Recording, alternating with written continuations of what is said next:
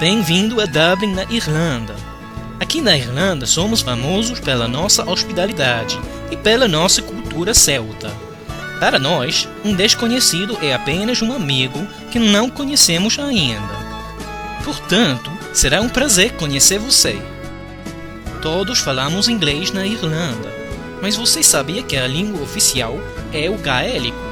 Se você já fala gaélico, terá a chance de aprimorar quando visitar a Irlanda.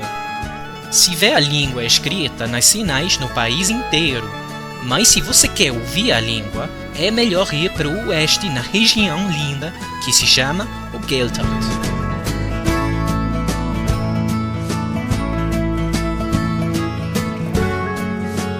Mesmo que você não fala muito bem, nós teremos prazer em ajudar. A fonética do gaélico é diferente, mas porém muito bonita. Tente falar essas frases. Conoce tu? Como vai? Comment agus tu fein? Bem, e você?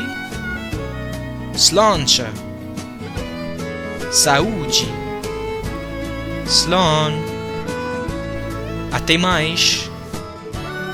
Apesar de não estar na Irlanda, você pode aprender muito sobre a língua através da internet, que tem muitos recursos para ajudar. Depois de aprender um pouco, por que não treinar e escrever o seu status do Facebook, Orkut ou Twitter no gaélico? Por exemplo, poderia escrever: Eu estava em Dublin hoje. Se você estudar todos os dias, em pouco tempo estará falando fluentemente. Então, o que você está esperando? Esperamos te ver em breve. Slán agus go néirí leat. Até mais e boa sorte!